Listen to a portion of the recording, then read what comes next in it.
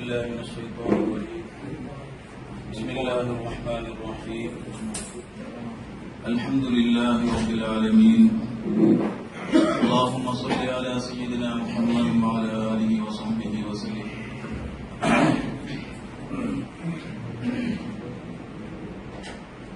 أعوذ بالله من الشيطان الرجيم. بسم الله الرحمن الرحيم.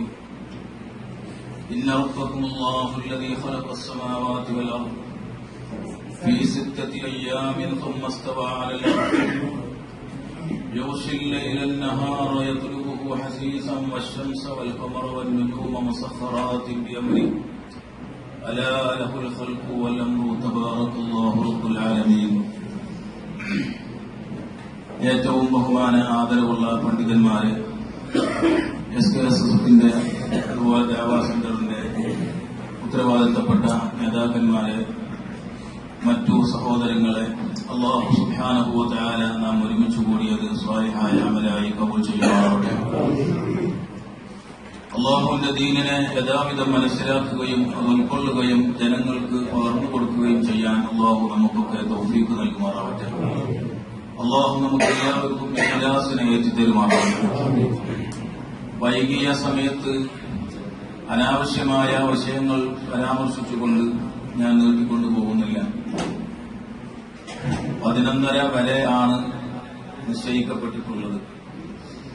ഇതിന്റെ ഇടയിൽ നമുക്ക് സുന്നത്ത് ജമാഅത്തുമായി ബന്ധപ്പെട്ട് ഒരുപാട് കാര്യങ്ങൾ പറയാനുണ്ടായിരുന്നു.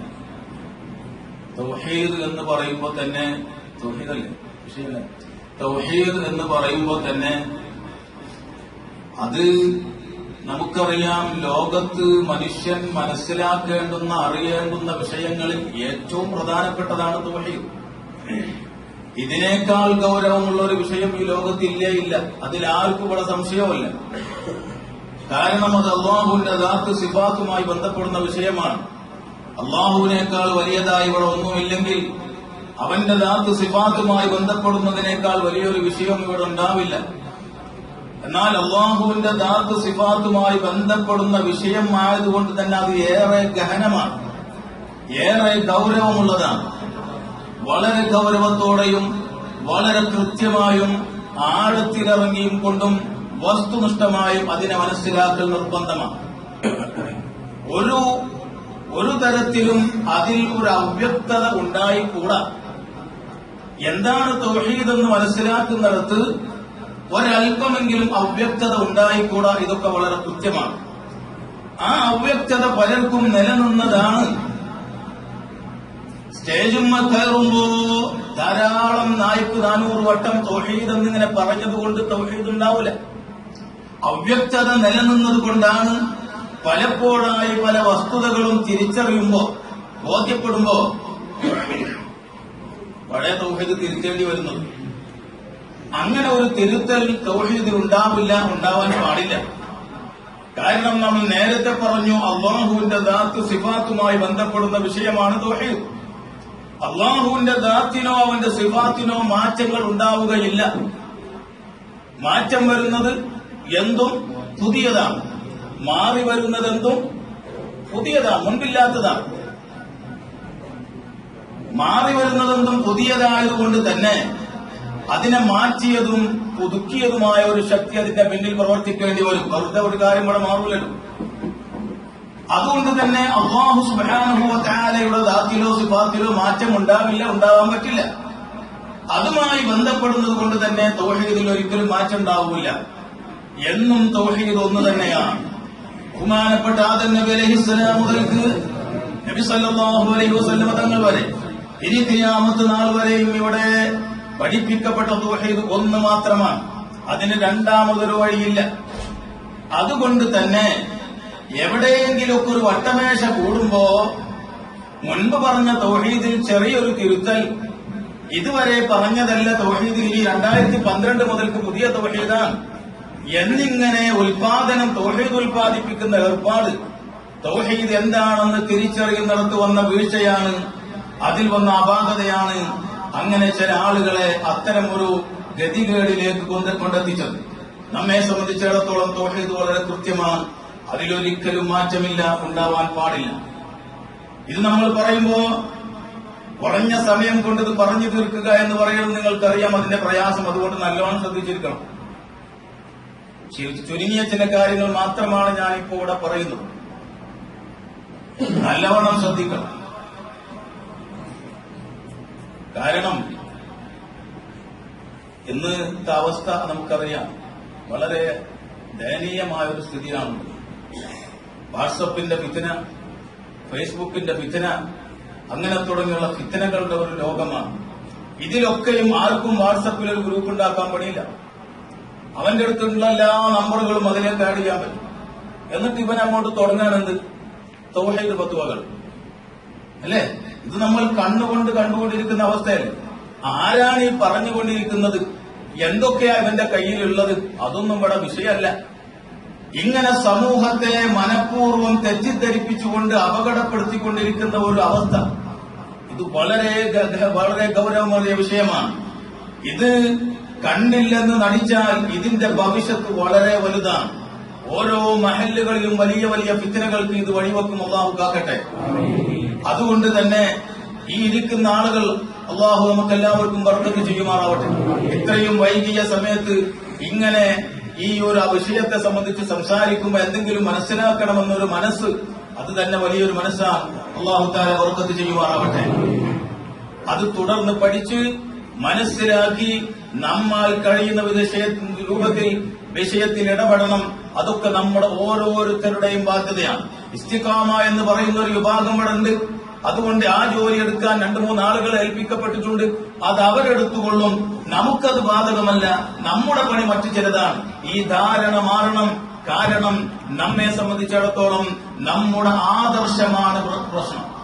ആദർശമാണ് വിഷയം. നമ്മുടെ ആദർശം നമുക്ക് നഷ്ടപ്പെട്ടു കഴിഞ്ഞാൽ പിന്നെ ബാക്കിയൊക്കെ അതിന്റെ അനുബന്ധങ്ങളാണ്.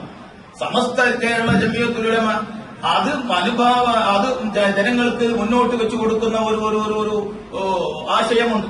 ഈ ആശയത്തിൽ എന്തെങ്കിലും ചോർച്ച സംഭവിച്ചു കഴിഞ്ഞാൽ പിന്നെ അസ്തിത്വം നഷ്ടപ്പെടില്ലേ? പിന്നെ നമ്മളുണ്ടോ? പിന്നെ നമ്മൾ കുറെ മറ്റു കാര്യങ്ങൾ ചെയ്തതിൽ എന്താ ഫലമുണ്ടാവുക? അതൊക്കെ ഒറ്റയടിക്ക് തകർന്നടിഞ്ഞു പോകും. അല്ലാഹു കാക്കട്ടെ.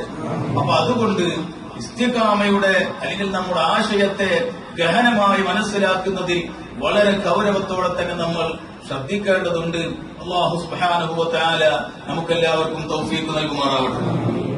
തൗഹീദ് എന്ന് പറയുമ്പോ പരിശുദ്ധ ഖുർആൻ വളരെ കൃത്യമായി നമുക്ക് പഠിപ്പിച്ചു തന്നു. വളരെ കൃത്യമായി അല്ലാഹു സുബ്ഹാനഹു വ തആല നമുക്ക് പഠിപ്പിച്ചു തന്നു. എന്താണ് തൗഹീദ്? നമുക്കറിയാം, ലാ ഇലാഹ ഇല്ലല്ലാഹ്, ഇത് തൗഹീദിന്റെ വചനമാണ്. ആർക്കും അതിൽ തർക്കമില്ല. അല്ലാഹു അല്ലാതെ ആരാധിക്കപ്പെടാൻ അർഹതപ്പെട്ടവനായി ആരും ഇല്ല എന്നാണ് അതിൽ പറയുന്നത്. ഇതിൽ പ്രധാനമായി നമുക്കറിയാം 2 കാര്യങ്ങളാണ് ഇവിടെ സ്ഥാപിക്കുന്നത്. 2 കാര്യമാണ് അതിൽ പ്രതിപാദിക്കുന്നത്. ഒന്ന്, ആരാധിക്കപ്പെടാൻ അല്ലാഹു അർഹനാണ്. 2, ആരാധിക്കപ്പെടാൻ അല്ലാഹുവിന് മാത്രമേ അർഹതയുള്ളൂ, മറ്റാർക്കും ആ അർഹതയില്ല. ഈ 2 കാര്യങ്ങളാണ് തൗഹീദിന്റെ വചനമാകുന്ന ലാ ഇലാഹ ഇല്ലല്ലാഹ് എന്നതിൽ പറയുന്നത്. ആരാധന എന്ന് പറഞ്ഞാൽ നമുക്കറിയാം, മഹാന്മാരായ പണ്ഡിതന്മാർ പഴയ കാലം മുതൽക്ക് തന്നെ വലിയ വലിയ ഇമാമിങ്ങളൊക്കെ വളരെ കൃത്യമായി രേഖപ്പെടുത്തി വെച്ചു. അഖ്സാമായാത്തിൽ ഖുദൂഇ വതദല്ലുലി, ഇബാദത്ത് എന്ന് പറഞ്ഞാൽ വിനയത്തിന്റെ അല്ലെങ്കിൽ വണക്കത്തിന്റെ ഏറ്റവും സമ്പൂർണമായ അങ്ങേ അറ്റത്തെ രൂപമാണ് ഏത് ഇബാദത്ത് എന്ന് പറഞ്ഞാൽ. ഈ ഇബാദത്തിന് അർഹത അല്ലാഹുവിന് ഉണ്ട് എന്നും അല്ലാഹുവിന് മാത്രമേ ഉള്ളൂ എന്നാണ് ഇവിടെ ലാ ഇലാഹ ഇല്ലല്ലാഹ് എന്ന വചനത്തിൽ പറയുന്നത്. ഇത് ഖുദൂഉ തദല്ലുൽ എന്ന് പറയുന്ന ഈ കാര്യം, ഇത് 2 വാക്കുകളാണ്. ഇതിലെല്ലാതും ഉൾപ്പെട്ടു. കേവലം ഒരു പ്രാർത്ഥന നടത്തുക അല്ലെങ്കിൽ ഏതെങ്കിലും ഭൗതികമോ അഭൗതികമോ ആയ മാർഗത്തിലൂടെ മറ്റാരോട് എന്തെങ്കിലും ചോദിക്കുക, പറയുക എന്ന പരിമിതമായ ഒരൊറ്റ പോയിന്റിൽ ഒതുങ്ങി നിൽക്കുന്നതല്ല. ആ ഖുദൂഉ തദല്ലുൽ എന്ന് പറയുന്നത് ഒരുപാട് വിഷയങ്ങൾ അതിന്റെ ഉള്ളിൽ ഉൾപ്പെടുന്നു. എല്ലാം അതിൽ ഉൾപ്പെടേണ്ടതൊക്കെ അതിൽ ഉൾപ്പെടും. ഉദാഹരണമായി പറഞ്ഞാൽ ത്വാഅത്ത് ചെയ്യുക, അനുസരിക്കുക, ത്വാഅത്ത് ചെയ്യുക. തദല്ലുൽ അല്ലാഹു തആലാക്ക് മാത്രം അർഹതപ്പെട്ടതാണെന്ന് പറഞ്ഞാൽ ത്വാഅത്ത് ചെയ്യപ്പെടാൻ അല്ലാഹുവിന് മാത്രമേ അർഹതയുള്ളൂ. ത്വാഅത്ത് ആർക്ക് അർഹതപ്പെട്ടതാണ്? അല്ലാഹുവിന് അർഹതപ്പെട്ടതാണ്. ത്വാഅത്ത് ചെയ്യപ്പെടാൻ ആർക്ക് മാത്രമാണ് അർഹതയുള്ളത്? അല്ലാഹുവിന് മാത്രമാണ്. മഹബ്ബത്ത്, യഥാർത്ഥത്തിലുള്ള മഹബ്ബത്തിന്റെ ഉടമസ്ഥനാരാ? സൃഷ്ടി ആരെ മഹബ്ബത്ത് ചെയ്യണം? അല്ലാഹുവിന് മാത്രം അർഹതപ്പെട്ടതാണ്. അല്ലാഹുവിന് അതിനുള്ള അർഹതയുണ്ട്. അല്ലാഹുവിന് മാത്രമേ അതിനുള്ള അർഹതയുള്ളൂ. തഅലീം, വന്ദന, ആരെയാണ് തഅലീം ചെയ്യേണ്ടത്? സൃഷ്ടി ആരെ തഅലീം ചെയ്യണം? അവന്റെ സൃഷ്ടാവായ അല്ലാഹുവിനെ തഅലീം ചെയ്യണം. അല്ലാഹുവിന് അതിനുള്ള അർഹതയുണ്ട്. അത് അവന് മാത്രമുള്ളതാണ്. അഖ്സാവായാത്തിൽ ഖുദൂഇ വതദല്ലുലി എന്ന് പറഞ്ഞതിൽ ഇതൊക്കെയും ഉൾപ്പെട്ടു. ഇതിന്റെ സൃഷ്ടികളും അല്ലാത്തവരും തമ്മിൽ എവിടെയാണ് ഇപ്പോൾ വേർപിരിയുന്നത്? മഹബ്ബത്ത് നാം അല്ലാഹു അല്ലാത്തവർക്ക് നൽകുന്നുണ്ട്, നൽകേണ്ടതുണ്ട്. തഅലീം നൽകുന്നുണ്ട്, നൽകേണ്ടതുണ്ട്. ത്വാഅത്തും അതുപോലെ തന്നെയാണ്, നൽകേണ്ടതുണ്ട്, നൽകുന്നുമുണ്ട്. അല്ലാഹു അല്ലാത്തവർക്കും ഇതൊക്കെ നമ്മൾ നൽകിക്കൊണ്ടിരിക്കുന്നുണ്ട്. അത് തൗഹീദിന്റെ വൃത്തത്തിൽ ഉൾക്കൊള്ളുന്നതാണ്. തൗഹീദിന്റെ വൃത്തത്തിന് പുറത്തല്ല. എന്താ കാര്യം? എവിടെയാണ് ഇവിടുത്തെ മാനദണ്ഡം? അഭൗതിക മാർഗത്തിലൂടെ ചോദിക്കുക എന്ന ഒരു വളരെ പരിമിതമായ ഒരു പോയിന്റിൽ നിൽക്കുന്നതല്ല. ത്വാഅത്തിൽ എന്ത് പറയും? അഭൗതിക മാർഗത്തിൽ അനുസരിക്കാമോ? മഹബ്ബത്തിൽ എന്താ പറയും? അഭൗതിക മാർഗത്തിൽ മഹബ്ബത്ത് ചെയ്യാമോ? അതൊന്നും അല്ല. ഈ ഭൗതികം അഭൗതികം എന്നതൊരു മാനദണ്ഡമല്ല, ഒരു മാനദണ്ഡം തന്നെയല്ല. അങ്ങനെ ഒരു മാനദണ്ഡം ലോകത്ത് ദുനിയാവിൽ ഒരാളും പറഞ്ഞിട്ടുമില്ല. ഇബാദത്തിന്റെ മാനദണ്ഡമായി ഭൗതികം അഭൗതികം എന്ന ഒരു വ്യത്യാസം ലോകത്ത് ദുനിയാവിൽ ഒരാളും പറഞ്ഞിട്ടില്ല, പറയുകയുമില്ല. അതൊരു മാനദണ്ഡവും അല്ല. അത് മറ്റ് ചില താൽപര്യങ്ങൾക്ക് വേണ്ടി ചില വിവരമില്ലാത്ത കക്ഷികൾ ഉണ്ടാക്കിയെടുത്ത ഒരു മാനദണ്ഡമെന്നല്ലാതെ മുസ്ലിം ലോകത്തിന് അങ്ങനെ ഒന്ന് പരിചയമേ ഇല്ല. വളരെ കൃത്യം. ഉണ്ടെന്ന് പറയാൻ ഒരിക്കലും സാധ്യമല്ല. അത് കൃത്യമാണ്. പിന്നെ എവിടെയാണ് ഇതിന്റെ വ്യത്യാസം? ഭൗതികം അഭൗതികമൊന്നുമല്ല. ഭൗതികം അഭൗതികം പറയുകയാണെങ്കിൽ മഹബ്ബത്തിലും ത്വാഅത്തിലും തഅലീമിലും ഇതിലൊക്കെ ഭൗതിക അഭൗതികം പറഞ്ഞുകൊണ്ട് നിൽക്കേണ്ടി വരൂലേ? അതല്ല വിഷയം. വിഷയം എവിടെയാ? ومن الناس من يتخذ من دون الله أندادا يحبونهم كحب الله والذين آمنوا أشد حبا لله. والذين آمنوا أشد حبا لله. أقصى آيات الخضوع والتذلل എന്നതിന്റെ പരിധിയിൽ വരുന്ന മഹബ്ബത്തിനെ സംബന്ധിച്ച് അല്ലാഹു തആല അത് കൃത്യമായി എടുത്തു പറയുന്നു. ومن الناس من يتخذ من دون الله أندادا يحبونهم كحب الله. ചില ആളുകളുണ്ട് അല്ലാഹു അല്ലാത്ത മറ്റ് ചില നിത്തുകളായ ഇലാഹുകളെ, അള്ളാഹുവിന്റെ എതിർകക്ഷികളായി നിൽക്കുന്ന നിത്ത് എന്ന് പറഞ്ഞാല് ഒരു സ്ഥാനാർത്ഥിക്കെതിരെ മറ്റൊരു സ്ഥാനാർത്ഥി അതേ പാർട്ടിയിൽ നിന്ന് നോക്കുമ്പോൾ എന്താവും പറയും? അതാ നിത്ത്. അള്ളാഹു അല്ലാത്ത, അള്ളാഹുവിന് പകരമായി അള്ളാഹുവിന്റെ എതിരാളിയായി ഉള്ള മറ്റ് ചില നിത്തുകളെ, അന്താദുകളെ, അവരുടെ ആലിഹത്തുകളെ സംബന്ധിച്ചാണ് പറയുന്നത്. നിത്തുകൾ അള്ളാഹുവിന്റെ എതിരാളികളാണ്. അള്ളാഹുവിന്റെ കീഴിലല്ല അർത്ഥം. അള്ളാഹുവിന്റെ കീഴിലില്ല. അള്ളാഹുവിന്റെ നിത്തുകളാണ്. അന്താദുകളെ നിശ്ചയിക്കുന്ന ആളുകൾ ഉണ്ട്. അവരെന്താ നിത്തുകളാക്കിയതിന്റെ കാര്യമെന്താ? അതാരും വിശദീകരിക്കേണ്ട. അള്ളാഹു തന്നെ അതാ പറയുന്നു. യുഹിബ്ബൂനഹും കഹുബ്ബില്ലാഹ്. അള്ളാഹുവിന് നൽകേണ്ടുന്ന മഹബ്ബത്ത് പോലെ ഇവർക്കും മഹബ്ബത്ത് അവർ നൽകി. അപ്പൊ നിദ്ദായി. യുഹിബ്ബൂനഹും കഹുബ്ബില്ലാഹ്. മഹബ്ബത്ത് ആർക്ക് അർഹതപ്പെട്ടതാണ്? അള്ളാഹുവിന് അർഹതപ്പെട്ടതാണ്. ആ അള്ളാഹുവിന് നൽകുന്നത് പോലെ തന്നെ ഇവർക്കും നൽകി, മഹബ്ബത്ത് നൽകി. അപ്പൊ എന്തായിപ്പോയി? നിദ്ദായിപ്പോയി. അപ്പൊ നിദ്ദായിപ്പോയി.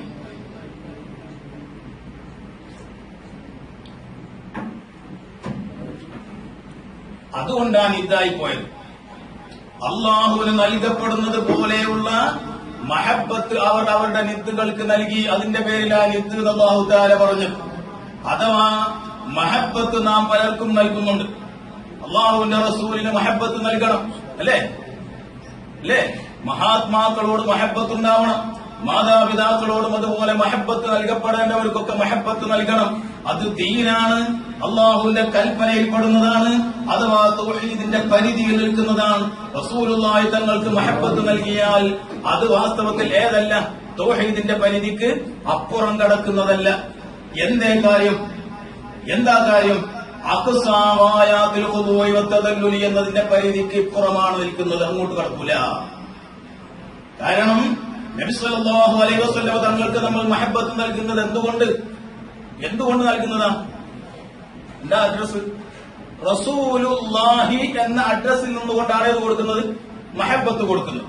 അള്ളാഹുവിന്റെ റസൂലായതുകൊണ്ടാണ് ഇത് ചെയ്യുന്നത്, റസൂലുള്ളാഹി തങ്ങളെ മഹബത്ത് ചെയ്യുന്നത്. അപ്പോ ഈ മഹബത്ത് റസൂലുള്ളാഹി തങ്ങൾക്ക് നമ്മൾ നൽകുന്നുണ്ടെങ്കിലും വാസ്തവത്തിൽ ഇത് കൊടുക്കാനുള്ള കാരണം എന്താ? അള്ളാഹുവിന്റെ റസൂലാവുക എന്നുള്ളതാണ് അതിന്റെ കാരണം. അപ്പോ ഈ മഹബത്ത് ആർക്കാണ് യഥാർത്ഥത്തിൽ കൊടുക്കുന്നത്? അള്ളാഹുവിനാണ്. അവിടെ അള്ളാഹുവിന്റെ റസൂലിന് നമ്മൾ മഹബത്ത് കൊടുക്കുന്നുണ്ടെങ്കിലും ഈ മഹബത്ത് അഖ്സാവായാത്തിലെത്തിയിട്ടില്ല. കാരണം ഇവിടെ കൊടുക്കുന്നുണ്ടെങ്കിലും ഉദ്ദേശം എവിടെയാണ്? അള്ളാഹുവാണ്. അള്ളാഹുവിന് മഹബത്ത് കൊടുക്കുന്നതോ അതവിടെ തന്നെയാണ് ഉദ്ദേശം, അതിനപ്പുറം മറ്റൊരു ലക്ഷ്യമില്ല. അതുകൊണ്ട് അത് അഖ്സാവായാത്താണ്. ഇവിടെ കൊടുക്കുന്നതോ അത് റസൂലുള്ളാഹി ആണെങ്കിലും അള്ളാഹുവിന്റെ റസൂലായതുകൊണ്ട് കൊടുക്കുന്നതാണ്. അതുകൊണ്ട് തന്നെ ഈ മഹബത്ത് റസൂലുള്ളാഹി തങ്ങൾക്ക് സ്വന്തമായുള്ളതല്ല, ആർക്കുള്ളതാണ്? അള്ളാഹുവിനുള്ളതാണ്. അപ്പോ ഇവിടെ കൊടുക്കപ്പെടുന്ന മഹബത്ത് അഖ്സയായിട്ടില്ല. മഹബത്തിന്റെ അങ്ങേ അറ്റമെന്ന് പറയുന്നിടത്തെത്തിയിട്ടില്ല. അതിനേക്കാളും വലിയൊരു ലക്ഷ്യം അതിന്റെ അപ്പുറത്തുണ്ട്. അതുകൊണ്ട് തന്നെ അഖ്സാവായാത്തിന്റെ താഴെ നിൽക്കുന്നതാണ്. അള്ളാഹുവിന് വേണ്ടിയും അള്ളാഹുവിന്റെ ഇതിന് പ്രകാരമുള്ളതാണ്, അവന്റെ കൽപ്പന പ്രകാരമുള്ളതായതുകൊണ്ട് റസൂലുള്ളാഹി തങ്ങൾക്ക് നൽകുന്ന മഹബത്ത് കഹുബ്ബില്ല എന്നായിട്ടില്ല. മനസ്സിലായോ? കഹുബ്ബില്ല എന്ന് പറയുന്നിടത്തേക്ക് എത്തിയിട്ടില്ല. അള്ളാഹുവിന് വേണ്ടിയാണ് അള്ളാഹുവിന് കൊടുക്കുന്നത് പോലെയുള്ള മഹബത്തല്ല. മനസ്സിലായോ? എനിക്ക് മനസ്സിലായോ? അള്ളാഹുവിന് അവർ നൽകിയ മഹബത്ത്, നിത്യകൾക്ക് കൊടുത്ത മഹബത്ത് അള്ളാഹുവിന് കൊടുക്കുന്നത് പോലെ സമമായ മഹബത്താണ്. ഇവിടെ അഖ്സയാണ്, ഇവിടെയും അഖ്സയാണ്. നമ്മൾ കൊടുക്കുന്നതോ റസൂലുള്ളാഹി തങ്ങൾക്ക് കൊടുക്കുന്ന മഹബത്ത് സമമല്ല, മറിച്ച് അള്ളാഹു എന്ന ലക്ഷ്യത്തിന് വേണ്ടിയാണ് ചെയ്യുന്നത്. ഇപ്പുറത്ത് മഹബത്ത് കൊടുക്കുന്നത് രണ്ടും വലിയ വ്യത്യാസമുണ്ട്. എന്നാൽ മഹബത്തിൽ മാത്രമല്ല, ഈ ത്വാഅത്താണെങ്കിലും ഇങ്ങനെ തന്നെയാണ്. ത്വാഅത്താണെങ്കിലും റസൂലുള്ളാഹി തങ്ങൾക്ക് ത്വാഅത്ത് കൊടുക്കുന്നത് എന്തിനു വേണ്ടി? റസൂലുള്ളാഹി ആയതുകൊണ്ട് കൊടുക്കുന്നതാണ്. യഥാർത്ഥത്തിൽ ആ ത്വാഅത്ത് ആർക്ക് തന്നെയാണ് അപ്പോൾ ഉള്ളത്? അള്ളാഹുവിന് വേണ്ടിയാണ്. റസൂലുള്ളാഹി തങ്ങൾക്ക് കൊടുക്കുന്ന മഹബത്ത് അഖ്സയല്ല, തഅദീമാണെങ്കിലും എല്ലാ കാര്യങ്ങളും അള്ളാഹുവിന് വേണ്ടി നൽകപ്പെടുമ്പോ അള്ളാഹുവെ ലക്ഷ്യം വെച്ചുകൊണ്ട് അവന്റെ ഇതിന് പ്രകാരം അവന് വേണ്ടിയാകുമ്പോൾ മറ്റുള്ളവർക്ക് നൽകുന്നത് ഏതല്ല, അഖ്സ എന്ന് പറയുന്ന പരിധിയിലേക്ക് എത്തുകയില്ല. അഖ്സ എന്ന് പറയുന്ന പരിധിയിലേക്ക് എത്തിയിട്ടില്ലെങ്കിൽ അത് ഏതാവുകയുമില്ല, ഇബാദത്താവുകയുമില്ല. അതാണ് വളരെ കൃത്യമായ അല്ലാഹു തആല പറഞ്ഞു, യുഹിബ്ബൂനഹും കഹുബ്ബില്ലാ. അങ്ങനെ അല്ലാഹുവിനോട് സമമായി വെച്ചാൽ അപ്പോ അഖ്സയായി. അപ്പൊ അള്ളാഹുവിന് സമന്മാരെ നിശ്ചയിക്കലായി, അള്ളാഹുവിന് പകരക്കാരെ നിശ്ചയിക്കലായി. അത് പാടില്ല. വല്ലദീന ആമനു അശദ്ദു ഹുബ്ബൻ ലില്ലാഹ്. കൃത്യമായി അല്ലാഹു പറയുന്നു, വല്ലദീന ആമനു അശദ്ദു ഹുബ്ബൻ ലില്ലാഹ്. ആർക്ക് തന്നെ മുഅ്മിനീങ്ങൾ എത്ര തന്നെ മഹബത്ത് കൊടുത്താലും അവരവസാനം അള്ളാഹുവിനാണ് ഏറ്റവും വലിയ മഹബത്ത് കൊടുക്കുക. അവരാരാണ്? വല്ലദീനാമനു, അവർ മുഅ്മിനീങ്ങളാണ്. വല്ലദീനാമനു, മുഅ്മിനീങ്ങൾ അശദ്ദു ഹുബ്ബൻ ലില്ലാഹ്, അല്ലാഹുവിന് മഹബത്ത് കൂടുതൽ കൊടുക്കുന്നവരാണ്. ഈ ആളുകൾ എന്ത് ചെയ്തു? അള്ളാഹു കൊടുക്കുന്നത് പോലെ ഇവർക്ക് മഹബത്ത് കൊടുത്തു. മുഅ്മിനീങ്ങളോ അള്ളാഹുവിന് കൂടുതൽ മഹബത്ത് കൊടുക്കുന്നവരാണ്. അതുകൊണ്ട് തന്നെ അള്ളാഹു അല്ലാത്തവർക്ക് ആർക്ക് തന്നെ നമ്മൾ മഹബത്ത് കൊടുത്താലും ത്വാഅത്ത് നൽകിയാലും തഅദീം നൽകിയാലും ഒക്കെയും അള്ളാഹുവിന് വേണ്ടിയായതുകൊണ്ട് അള്ളാഹുവാണ് അശദ്ദു ഹുബ്ബൻ, അള്ളാഹുവാണ് അശദ്ദു തഅദീമൻ, അള്ളാഹുവാണ് അശദ്ദു ത്വാഅത്തൻ. എല്ലാം അള്ളാഹുവിനാണ് അശദ്ദായി കൂടുതലായി കൊടുക്കുക. അവസാനം അതാണ്. മറ്റുള്ളവർക്ക് കൊടുക്കുന്നത് അള്ളാഹുവിന്റെ താഴെയാണ്, അല്ലെങ്കിൽ അള്ളാഹുവിന് വേണ്ടിയാണ്. എത്ര കൃത്യമാണ്?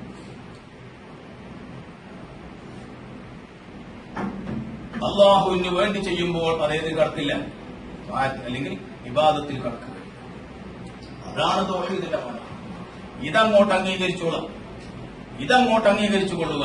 ഇതാണ് തൗഹീദിനുള്ള മാനദണ്ഡം എന്നല്ലാതെ ഭൗതികം അഭൗതികം എന്ന് പറയുന്നത് തൗഹീദിനുള്ള മാനദണ്ഡമേ അല്ല. ഇക്കാര്യം വളരെ കൃത്യമായി മറ്റ് പല ആയത്തുകളിലും പരിശുദ്ധ ഖുർആൻ നമ്മെ പഠിപ്പിക്കുന്നത് കാണാൻ പറ്റും.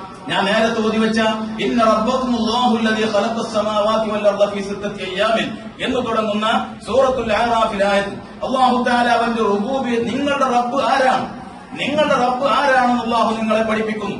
ഇന്ന റബ്ബക്കുമുല്ലാഹു അല്ലദീ ഖലഖസ് സമാവാതി വൽ അർദ, ആകാശഭൂമികളെ സൃഷ്ടിക്കുകയും അതുപോലെ തന്നെ അല്ലാഹുവിന്റെ റുബൂബിയ്യത്തിന്റെ ഒരുപാട് ഖിസാലുകൾ ഇങ്ങോട്ട് വിവരിച്ചതിന്റെ ശേഷം പിന്നീട് അല്ലാഹു തആല പറയുന്നത് വസഖറ അശംസ വൽ ഖമറ കുല്ലു യജ്രി ലിഅജലിൻ മുസമ്മ ദാലികുമുല്ലാഹു റബ്ബുക്കും.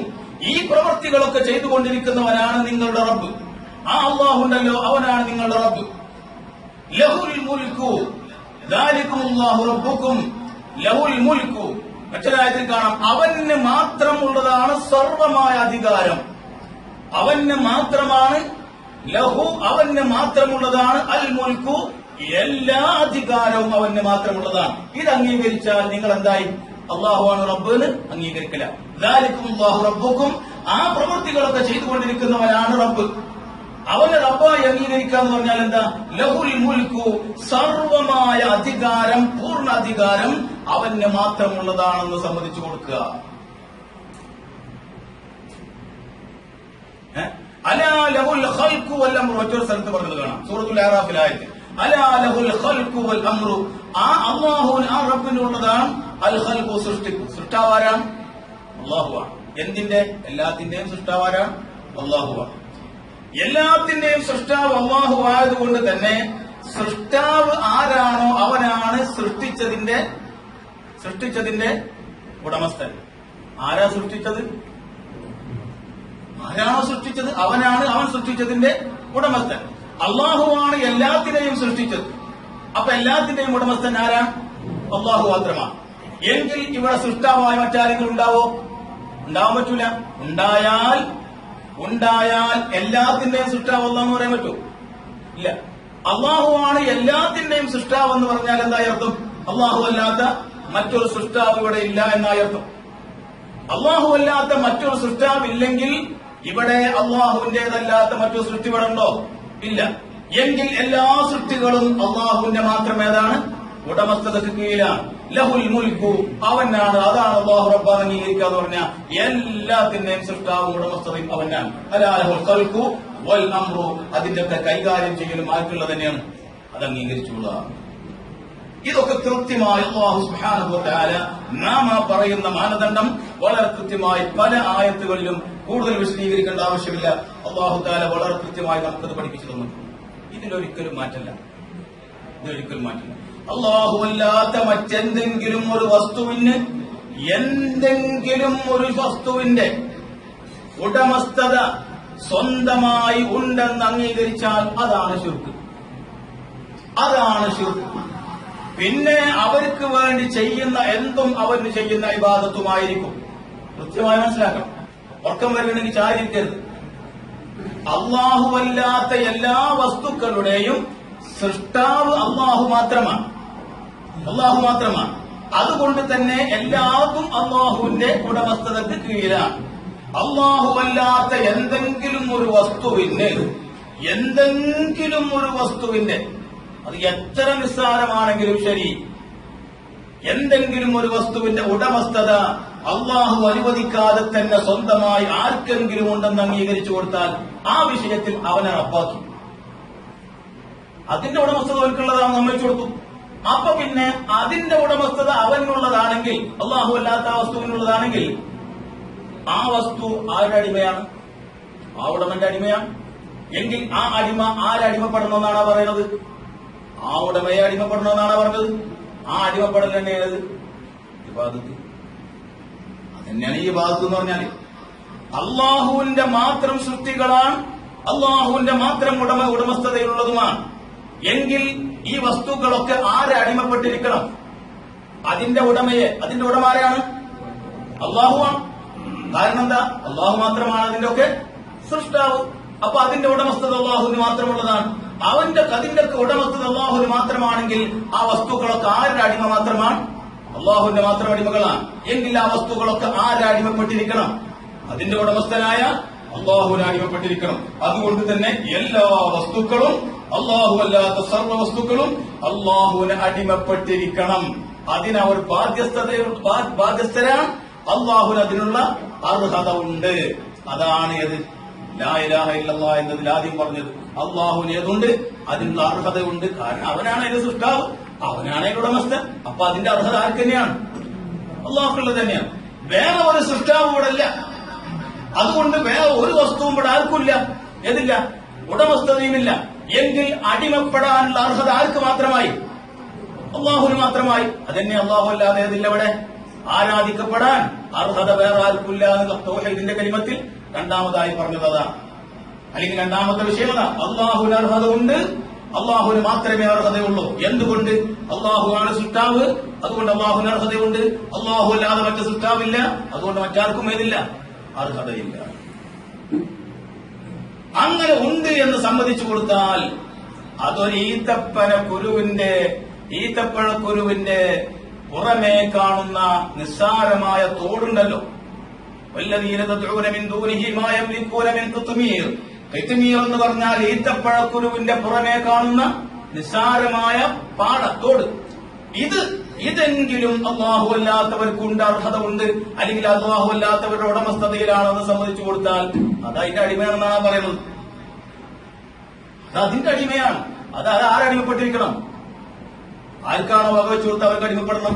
അതാണ് അവർ പറഞ്ഞത് വല്ലദീന. അതുകൊണ്ടാണ് അല്ലാഹു തആല റദ്ദ് ചെയ്യേണ്ടി വന്നത്. വല്ലദീന തദ്ഊന മിൻ ദൂനിഹി, നിങ്ങൾ ഈ ആരാധിക്കുന്നതുണ്ടല്ലോ, ലാ മാ യംലികൂന മിൻ ഖിത്മീർ, ഖിത്മീറിന്റെ ഉടമസ്ഥത പോലും ഇല്ല കൂട്ടരെ എന്ന് പറഞ്ഞത്. ഇല്ല എന്ന് അവർ പറയുന്നത് പിന്നെ അല്ല കൂട്ടരെ എന്നുള്ള പറയണം. അതവർ സമ്മതിക്കില്ല. അതാണ് വിഷയം. ഇതങ്ങോട്ട് അംഗീകരിച്ചുകൊള്ളാം. ലഹുൽ മുൽക്കു, പരമമായ അധികാരം അള്ളാഹുവിന് മാത്രമുള്ളതാണെന്ന് അംഗീകരിച്ചാൽ റബ്ബ് അള്ളാഹു മാത്രമാണെന്ന് അംഗീകരിക്കലായി. റബ്ബ് അള്ളാഹു മാത്രമാണെന്ന് അംഗീകരിച്ചു കഴിഞ്ഞാൽ പിന്നെ ഇബാദത്ത് മാത്രമായി? അള്ളാഹുവിന് മാത്രമായി. റബ്ബ് റുബൂബിയ്യത്തിന്റെ ഹിസാലിൽ എന്തെങ്കിലും ഒന്ന് അള്ളാഹു അല്ലാത്തവർക്ക് വകച്ചു കൊടുത്താൽ പിന്നെ അവർക്ക് വേണ്ടി ചെയ്യുന്നതൊന്നും ഏതായി പോയി? അവർക്ക് ചെയ്യുന്ന ഇബാദത്തായി പോയി. അപ്പോൾ ഇബാദത്തായിരിക്കും. അത് പ്രാർത്ഥിക്കൊന്നും വേണ്ട, പിന്നെ പ്രാർത്ഥിക്കൊന്നും വേണ്ട. എന്ത് ചെയ്താലും അതൊക്കെ ഏതായിരിക്കും? ഇത് അംഗീകരിച്ചു കൊടുത്തു കഴിഞ്ഞാൽ പിന്നെ ചെയ്യുന്നതൊന്നും എന്തായിരിക്കും? അവർക്ക് ചെയ്യുന്ന ആരാധനയാണ്. അതുകൊണ്ടാണ് അല്ലാഹു സുബ്ഹാനഹു വ തആല പറഞ്ഞത് മാ കാന സ്വലാത്തുഹും ഇൻദൽ ബൈത്തി ഇല്ലാ മുകാഅം വ തസ്ദിയ. കഅബത്തിന്റെ അടുത്ത് വന്നുകൊണ്ട് അവർ നടത്തിയിരുന്ന അവരുടെ സ്വലാത്ത്, അവരുടെ നിസ്കാരം, അവരുടെ സ്വലാത്ത് എന്തായിരുന്നു? ഇല്ലാ മുകാഅം വ തസ്ദിയ. ഇങ്ങനെ പായൽ വിരലിച്ചിട്ടുണ്ട് ചൂളയിട, കൈ കൊട്ടലും ചൂളയിടലും, ഇതാണ് അവർ ചെയ്യുന്ന അവരുടെ സ്വലാത്ത്. നമ്മൾ കണ്ടില്ല, നാട്ടിൽ ഇങ്ങനെ പൂരം കൊണ്ടുപോകുമ്പോൾ കണ്ടിട്ടില്ലേ? പൂരം പോണ കണ്ടിട്ടില്ലേ? അപ്പൊ എന്താ ചെയ്യല്? തൂപ്പ് പിടിച്ചിട്ട് ചൂളയിട്ട് ചാടുന്നില്ലേ? ഈ ചാട്ടൊക്കെ ഇബാദത്താണ്. ഈ തൂപ്പ് പിടിച്ചിട്ട് ഇങ്ങനെ ചാടുന്ന ചാട്ടൊക്കെ അതാണ് ഇബാദത്താണ്. ഇബ്ലീസ് ഇങ്ങനെ ചാടിക്കാണത്, ഇങ്ങനെ ചാടിക്കാണ്, ചാടാന്നിട്ട് ചാടിക്കാണ്, അപ്പൊ ചാടുക. അപ്പോ ഇത് അവർക്ക് കൊടുക്കുന്ന ഇബാദത്താണ്. ഈ ചൂളയിടൽ പോലും ഇബാദത്താണ്. പ്രാർത്ഥിക്കൊന്നും വേണ്ട. കൈ കൊട്ടിയപ്പോ എന്തായിപ്പോയി? അത് ഇബാദത്താണെന്നാണ് അല്ലാഹു പറഞ്ഞത്. നമ്മൾ കൈകൊട്ടുമ്പോൾ എന്താവണില്ല? ഇബാദത്താവണില്ല. അവർ കൈകൊട്ടിയപ്പോൾ എന്തായിപ്പോയി? ഇബാദത്തായിപ്പോയി. എന്തുകൊണ്ട്? ചെറിയൊരു അർഹത എന്താക്കിയിട്ടുണ്ട്, ഇവിടെ വകവെച്ചു കൊടുത്തിട്ടുണ്ട് എന്നുള്ളതാണ്.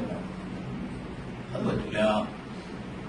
മാ യംലികൂന മിൻ ഖിത്മീർ, ഒരു ചെറിയ അംശം പോലും അല്ലാഹു അല്ലാത്തവർക്ക് മിൽക്കുണ്ടെന്ന് അംഗീകരിച്ചു കൊടുക്കാൻ പാടില്ല.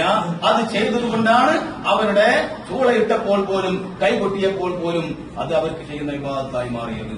ഇതാണ് മാനദണ്ഡം. ചുരുങ്ങിയ രൂപത്തിൽ മനസ്സിലായോ അല്ലെ? ഞാൻ വിശദീകരിക്കണ്ടല്ലോ. ഇതാണ് തൗഹീദ്. ഇത് നമുക്ക് 2-3 രൂപത്തിൽ തിരിക്കാം. ഉലൂഹിയ്യത്ത്, റുബൂബിയ്യത്ത്. ഉലൂഹിയ്യത്തിന്റെ വഹ്ദാനിയ്യത്ത്, റുബൂബിയ്യത്തിന്റെ വഹ്ദാനിയ്യത്ത്. ഉലൂഹിയ്യത്തിന്റെ തൗഹീദ്, റുബൂബിയ്യത്തിന്റെ തൗഹീദ്. ഇതിപ്പോ ഞാൻ ഈ പറഞ്ഞതിൽ ചുരുങ്ങിയിട്ടുണ്ട്. മനസ്സിലായി? ഇതൊക്കെ ഒന്ന് തന്നെയാണ്. എന്ന് വെച്ചാൽ ആരാധിക്കപ്പെടാൻ അള്ളാഹുവിന് അർഹത ഉണ്ടായിരിക്കുക, ആരാധ്യനാവുക. അതാണ് ഇപ്പൊ ഉലൂഹിയ്യത്ത് എന്ന് പറഞ്ഞാൽ. ഈ അർഹത അള്ളാഹുവിനുണ്ട്. അപ്പൊ അള്ളാഹു തആല ആരാണ്? ഇലാഹാണ്. ഉലൂഹിയ്യത്ത് ഈ അർഹത അള്ളാഹുവിനുണ്ട് എന്ന് നമ്മൾ പറയുമ്പോ അള്ളാഹുവിന് മാത്രമാണ് അർഹത എന്ന് നമ്മൾ പറഞ്ഞു. അപ്പൊ എന്തായി? ഉലൂഹിയ്യത്തിന്റെ വഹ്ദാനിയ്യത്ത്. ഈ അള്ളാഹുവിന് മാത്രമാണ് ഈ അർഹത എന്ന കാര്യം ഞാൻ അംഗീകരിക്കുന്നു, വിശ്വസിക്കുന്നു, ഞാൻ അംഗീകരിച്ചു കൊടുക്കുന്നു. അതെന്താണ്? ഉലൂഹിയത്തിന്റെ തൗഹീദ്. ഞാൻ അതിനെ തൗഹീദ് ചെയ്യൂ, ഞാൻ അംഗീകരിച്ചു കഴിഞ്ഞു. ആ വഹ്ദാനിയത്തുൽ ഉലൂഹിയത്തിന്റെ വഹ്ദാനിയത്തിനെ ഞാൻ അംഗീകരിച്ചു. അതന്നെയാണ് അത് ഈ തൗഹീദുൽ ഉലൂഹിയത്ത് എന്ന് പറഞ്ഞാൽ. ഇതിന്റെ കാരണം എന്താണ്? അത് നമ്മൾ നേരത്തെ പറഞ്ഞു. സൃഷ്ടാവ് ആരാണ്? അള്ളാഹുവാണ്. സൃഷ്ടാവ് ആരും അവനാണ്. ആര്? ഉടമസ്ഥനും കൈകാര്യം ചെയ്യുന്നവനും അവനാണ്. അത് സൃഷ്ടാവ് അള്ളാഹുവാണെന്ന് പറഞ്ഞു. അള്ളാഹുവാണ് സൃഷ്ടാവെങ്കിൽ ഉടമ ആരാണ്? അള്ളാഹുവാണ്. അപ്പോ സൃഷ്ടാവും കൈകാര്യം ചെയ്യുന്നവരുമായിരിക്കുക എന്നതാണ് അത് റുബൂബിയത്ത് എന്ന് പറഞ്ഞാൽ. അതാണ് റുബൂബിയത്ത് എന്ന് പറഞ്ഞാൽ. ആ റുബൂബിയത്ത് അള്ളാഹുവിനുള്ളതാണ്. അപ്പൊ അള്ളാഹു ഏതുണ്ട്? റുബൂബിയത്തുണ്ട്. അള്ളാഹു റുബൂബിയത്തുണ്ട്. അള്ളാഹുവിന് മാത്രമാണ് അതുള്ളത്. വേറെ ആർക്കെങ്കിലും ഉണ്ടോ? ഇല്ലേ ഇല്ല. അള്ളാഹു ഖാലിഖു കുല്ലി ഷൈഇൻ, വേറെ ആരും ഇവിടെ ഖാലിഖായിട്ടില്ല. അതുകൊണ്ട് അള്ളാഹുവിന് മാത്രമുള്ളതാണ്. അപ്പോ റുബൂബിയത്തിന്റെ വഹ്ദാനിയത്ത് ആർക്കുള്ളതാണ്? അള്ളാഹുവിന് റുബൂബിയത്തിന്റെ വഹ്ദാനിയത്തുണ്ട്. ഈ വഹ്ദാനിയത്ത് അവന് മാത്രമുള്ളതാണെന്ന് ഞാൻ അംഗീകരിക്കുന്നു. തൗഹീദുർ റുബൂബിയ്യ. എന്നാ പിന്നെ ഈ തൗഹീദിനെയും അതുപോലെ ഇബാദത്തിനെയും ഒക്കെ വേർതിരിക്കാൻ വേണ്ടി ചില ആളുകൾ ഇവിടെ കാട്ടിക്കൂട്ടുന്ന കോപ്രായങ്ങൾ, അതിന് വേണ്ടി അവർ മനഞ്ഞെടുക്കുന്ന ഒരു മാനദണ്ഡം, അതാണ് ഏത് ഭൗതികം അഭൗതികം എന്ന ഒരു വ്യത്യാസം. ഭൗതിക കഴിവ് അള്ളാഹുവിനും, അഭൗതിക കഴിവ് അള്ളാഹുവിന് മാത്രം. ഭൗതിക കഴിവോ അത് നമുക്ക് എല്ലാവർക്കും ഉണ്ട്. ഇയ്യാക നഅ്ബുദു വഇയ്യാക നസ്തഈൻ. നമ്മളിങ്ങനെ ഫോൺ കേൾക്കുന്നതായത് ഇയ്യാക നഅ്ബുദു വഇയ്യാക നസ്തഈൻ. നിന്നെ മാത്രം ഞങ്ങൾ ആരാധിക്കുന്നു, നിന്നോട് മാത്രം ഞങ്ങൾ സഹായം ചോദിക്കുന്നു. ആയിക്കോട്ടെ. എന്താ ഇപ്പൊ നിന്നോട് മാത്രം സഹായം ചോദിക്കുന്നു എന്ന് പറഞ്ഞാൽ അതിന്റെ അർത്ഥം എന്താ? നിങ്ങൾ പറയും. നിങ്ങൾക്ക് കേട്ടാനുസരിച്ച് പറഞ്ഞോളൂ. നിങ്ങൾ പറയട്ടെ. എന്താണ് നീ കുറെ കേട്ടിട്ടുണ്ടാവുമല്ലോ, പഴയ കാലം പോലെ തന്നെ പറഞ്ഞു തരുന്ന പാട്ടല്ലേ. നിന്നെ മാത്രം ഞങ്ങൾ എന്താക്കുന്നു? ആരാധിക്കുന്നു. നിന്നോട് മാത്രം ഞങ്ങൾ ഞങ്ങൾ സഹായം ചോദിക്കുന്നു എന്ന് പറഞ്ഞുകൊണ്ട് എന്ത് ചെയ്യുന്നു? നമ്മൾ ഈ സമസ്തക്കാര് സുന്നികൾ ചെയ്യുന്നതൊക്കെ അതാണ് ശിർക്കാണെന്ന് വരുത്തും. ആയിക്കോട്ടെ. അപ്പൊ എന്താ ഇപ്പൊ കൂട്ടരെ ഇയ്യാക നസ്തഈൻ എന്ന് പറഞ്ഞാൽ അർത്ഥം? ഇതൊന്നും ഇങ്ങനെ ചോദിച്ചു നോക്കുക. ഈ വാട്സപ്പിലൊക്കെ ഇങ്ങനെ പത്ത് കൊടുക്കണവരുണ്ടല്ലോ, 4 വർത്തമാനം പറഞ്ഞു കൊടുത്താൽ ഒന്നും മുണ്ടില്ല. അതിന് മാത്രം നിങ്ങൾക്ക് തന്നെ ഒരു കൃത്യതല്ല. വെറുതെ പറയാണ്. മുഖത്ത് രോമം മുളക്കാൻ വല്ല പണിയുണ്ടോ? അതിപ്പോ അങ്ങോട്ട് തിരിഞ്ഞു നോക്കാതിരുന്നാ അങ്ങനെ മുളച്ചോളൂല്ലേ? ഇവിടെ എത്ര പുല്ലിങ്ങനെ വലുതാവുണ്ട് അല്ലേ? അങ്ങോട്ട് തിരിഞ്ഞു നോക്കാതിരുന്ന അതിങ്ങനെ നീളും. ഇതിങ്ങനെ നോക്കിയിട്ട് എലുമ്പ് മുളച്ചിങ്ങനെ നീണ്ടക്കാന്ന് വിചാരിച്ചാൽ എന്താ ചെയ്യാ? ആദ്യം തന്നെ അങ്ങനെ ഒന്നും ഇല്ലാന്നാണ് തീരുമാനം. ഞാൻ പറയാം യഥാർത്ഥം പറഞ്ഞത്, ഈ കൗമിന്റെ യഥാർത്ഥം പറഞ്ഞത്. ആദ്യം തന്നെ അവരോട് ചോദിച്ചാൽ എന്താ പറയാ? എന്ത് ചോദിച്ചാലും എന്താ പറയാ? അങ്ങനല്ല. ഇസ്ലാമിലില്ല, ദീനിലില്ല, ഖുർആൻ സുന്നത്തിലും തെളിവില്ല. എന്ത് വിഷയം വന്നാലും ആകെ പറയാനുള്ള ഇൽമെന്താ? ഇല്ല ഇൽമു. അല്ലേ? ഇതല്ലേ സാധാരണ പറയാ? ഇല്ല ഇൽമു. ഒരു വിഷയം ഇല്ല എന്നാണ് തീരുമാനിച്ചു കഴിഞ്ഞാൽ വലിയ സുഖമാണ്. കാരണം എന്താ? നീ പഠിക്കേണ്ട പണിയില്ല. ഇല്ല എന്ന് തീരുമാനിച്ചാൽ നീ പഠിക്കേണ്ട പണിയില്ലല്ലോ. ഉണ്ട് എന്ന് വന്നാൽ ഉള്ളതിനെ സംബന്ധിച്ചല്ലേ പഠിക്കേണ്ട പണിയുള്ളൂ. ആദ്യം തന്നെ അങ്ങനെ ഒന്നും ഇല്ല എന്നാണ് തീരുമാനിച്ചു വെച്ചാൽ പിന്നെ പഠിക്കാൻ മെനക്കെടില്ലല്ലോ. അത് കേട്. അതൊരു എളുപ്പമാണ്. അതെന്തെങ്കിലും ആവട്ടെ. ഇയ്യാക നസ്തഈൻ എന്ന് പറഞ്ഞാൽ എന്താണ് അർത്ഥം? നിങ്ങൾക്ക് ആർക്കൊന്നും പറയാനില്ല. സമയങ്ങളെന്താ? ഇയ്യാക നസ്തഈൻ എന്ന് പറഞ്ഞാൽ നിന്നോട് മാത്രം ഞങ്ങൾ സഹായം ചോദിക്കുന്നു. എന്ത് വിഷയത്തിൽ? അപ്പൊ അവരെന്ത് പറയും? അഭൗതിക കാര്യങ്ങളിൽ അല്ലെ? ഞാൻ പറയണതിൽ തെറ്റുണ്ടെങ്കിൽ നിങ്ങൾ പറഞ്ഞോളി. ഞാൻ ഇപ്പൊ അവരെ ഭാഷയിൽ നിന്നുകൊണ്ട് പറയാം. അവരങ്ങനല്ല പറയുന്നത്, അവരിങ്ങനെയാണ് പറയണമെന്ന് നിങ്ങൾ എത്തുന്നെങ്കിൽ പറഞ്ഞോളി. അഭൗതിക കാര്യങ്ങളിൽ എന്നോട് മാത്രം ഞങ്ങൾ എന്താക്കുന്നു? സഹായം ചോദിക്കുന്നു. ഇതാണ് പേരിന്റെ അർത്ഥം. ഇയ്യാക നസ്തഈൻ എന്ന് പറയും. ഇതന്നെയല്ലേ അവർ പറയാറുള്ളത്? ഞാൻ മനസ്സിലാക്കിയിട്ടില്ല. അങ്ങനെ നിങ്ങളൊക്കെ എന്തല്ലേ മനസ്സിലാക്കിയിട്ടുള്ളത്? ആയിക്കോട്ടെ. അഭൗതിക കാര്യങ്ങളിൽ നിന്നോട് മാത്രം സഹായം ചോദിക്കുന്നു എന്നാണ് ഏതിന്റെ അർത്ഥം? അള്ളാന്റെ കലാമിന്റെ അർത്ഥം. ആയിക്കോട്ടെ. അപ്പോ ഇനി ഭൗതിക കാര്യം അതെല്ലാവരോടും ചോദിക്കാം. അല്ലേ? അതെല്ലാവരോടും ചോദിക്കും. അതെന്താ അതിന്റെ കാരണം? ഭൗതിക കാര്യം എല്ലാവരോടും ചോദിക്കാറ്, അഭൗതിക അള്ളാഹിനോട് മാത്രം ചോദിക്കുന്നതാണ് അതിന്റെ അർത്ഥം. എന്താ അതിന്റെ കാരണം? അത് ഭൗതികം എല്ലാവർക്കും കഴിയും, അഭൗതികം അള്ളാഹ്ക്ക് മാത്രമേ കഴിയുള്ളൂ. അതാര് തീരുമാനിച്ചു? അതാര് തീരുമാനിച്ചത്?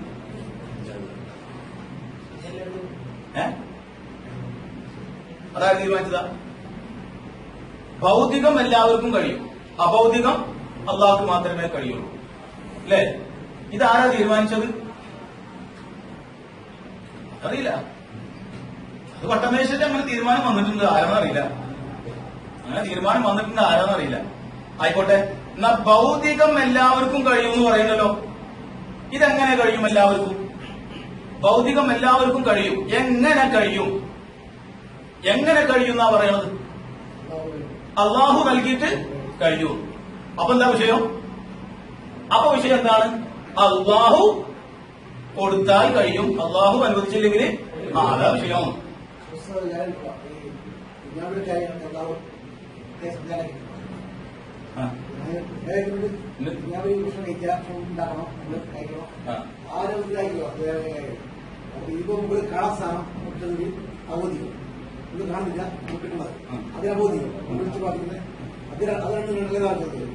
അതെ, നമ്മൾ സാധാരണ നമ്മുടെ കാര്യങ്ങൾക്കൊക്കെ ഏതുണ്ട്, നമ്മൾക്കൊക്കെ ഉള്ള ഒരു വഴികളുണ്ട്, അല്ലെ? സാധാരണ മറ്റ് വിഷയങ്ങൾക്ക് അല്ലാത്ത വിഷയങ്ങൾക്ക് ഏതില്ല, നമുക്കൊക്കെ ഒന്നും കഴിയുന്ന ഏതില്ല, വഴികളില്ല. അപ്പൊ മാർഗം, വഴി പറഞ്ഞാൽ മാർഗം. അപ്പൊ എന്തായി ചുരുക്കം? ഭൗതിക മാർഗം, അഭൗതിക മാർഗം എന്നായി. മാർഗം, വഴി എന്നൊക്കെ വ്യത്യസ്ത പേരുകൾ പറഞ്ഞാലും ഇതൊക്കെ എന്താണ്? ഇതൊക്കെ എന്താണ്? സബബുകളാണ്. ഇതൊക്കെ എന്താണ്? സബബുകളാണ്. ഭക്ഷണം സബബാണ്. എന്തിന്? വിശപ്പ് മാറ്റാൻ സബബ്. ഒക്കെ സബബുകളാണ്, സബബുകളാണ്. സബബുകൾ ഏതുണ്ട്? ഭൗതികമുണ്ട്, അഭൗതികമുണ്ട്. സബബുകൾ ഏതുണ്ട്? ഭൗതികമുണ്ട്, അഭൗതികമുണ്ട്. എല്ലാവർക്കും സാധിക്കുന്ന സബബുകളുണ്ട്, എല്ലാവർക്കും സാധിക്കാത്തതുമുണ്ട്. സബബുകളുണ്ട്. ഈ സബബ് ഏത് തന്നെയാണെങ്കിലും ഇതിന്റെ യഥാർത്ഥത്തിലുള്ള മുസബ്ബിബ് ആരാണ്? ഒരു കാര്യം നേടാൻ അല്ലാഹു സുബ്ഹാനഹു വ തആല ഈ ലോകത്ത് കാരണങ്ങളെ നിശ്ചയിച്ചു. ഇത് കാരണങ്ങളുടെ ലോകമാണ്, അല്ലെ? കാര്യം നമുക്ക് നേടണമെങ്കിൽ അതിന് അല്ലാഹു തആല നിശ്ചയിച്ചിട്ടുണ്ട്. അതിനുള്ള മാർഗങ്ങളും സബബുകൾ, കാരണങ്ങളെ നിശ്ചയിച്ചിട്ടുണ്ട്. കാരണങ്ങളെ അവലംബിക്കുമ്പോൾ കാര്യത്തിലേക്ക് എത്തിപ്പെടാം. കാര്യമാണ് ലക്ഷ്യം, അതിനുള്ള കാരണങ്ങൾ അവലംബിക്കണം. ഈ കാരണങ്ങൾ എന്ന് പറയുന്നതോ അതിനെ നമ്മൾ അവലംബിക്കുമ്പോ നമ്മൾ കാര്യത്തിലേക്ക് എത്തിപ്പെടുന്നു. എങ്ങനെ എത്തിപ്പെടുന്നു? അള്ളാഹുവിന്റെ ഇതിന് പ്രകാരം എത്തിപ്പെടുന്നു എന്നല്ലാതെ കാരണങ്ങളാണോ നമ്മൾ അങ്ങോട്ട് എത്തിച്ചത്? അല്ല, നമ്മൾ കാരണങ്ങൾ വിശ്വസിക്കുന്നവരല്ല. നമ്മൾ ആരും വിശ്വസിക്കുന്നവരാ? കാരണങ്ങളെ കാരണങ്ങളായി നിശ്ചയിച്ച് സൃഷ്ടിക്കുന്ന സൃഷ്ടാവായ അള്ളാഹു വിശ്വസിക്കുന്നവരാ. നമ്മൾ കാരണങ്ങളെ അവലംബിക്കുമ്പോ നമുക്ക് കാര്യത്തിലേക്ക് എത്തിപ്പെടാം. ചിലപ്പോ എന്താവാം, എത്തിപ്പെടാതിരിക്കാം. അതിന്റെ അള്ളാഹു അവിടെ നിശ്ചയിച്ചിട്ടില്ല. കാരണം നമ്മൾ അവലംബിക്കാത്തത് കൊണ്ടാണോ? മരുന്ന് കുടിച്ചാൽ നമ്മുടെ അസുഖം മാറാം. ആ മാറ്റിത്തരുന്നവൻ ആരാണ്? ഇത് നിശ്ചയിച്ചവൻ അല്ലാഹുവാണ്. മാറ്റിത്തന്നവൻ ആരെയാണ്? അത് അടോട് കുടിച്ചാലും ശരി, വെള്ളം മന്ത്രിച്ചാലും ശരി. വെള്ളം മന്ത്രിച്ചു കുടിക്കുക എന്ന് പറയുന്നത് അബൗദ്ധിക കാരണമാണ്, അല്ലേ? കുടിക്കുന്ന പച്ചവെള്ളല്ലേ, അല്ലേ? കുടിക്കുന്ന പച്ചവെള്ളല്ലേ? ഇത് കുടിച്ചപ്പോ എന്ത് ചെയ്തു? പനി മാറുന്നു. അടോട് കുടിച്ചപ്പോഴും എന്ത് ചെയ്തു? പനി മാറുന്നു. പനി എന്ന് പറയുന്ന അസുഖം മനുഷ്യ ശരീരത്തിൽ ഉണ്ടാകാവുന്ന ചില കാരണങ്ങളുണ്ട്. അതിനെ പ്രതിരോധിക്കാവുന്ന തരത്തിലുള്ള ചേരുവകൾ ഏത് ചേർന്നു? ഇതൊക്കെ നമ്മൾ ചിന്തിക്കുന്ന മനസ്സിലാക്കുന്ന അടോളിലുണ്ട്. എന്നാൽ പച്ചവെള്ളത്തിൽ ഏതില്ല?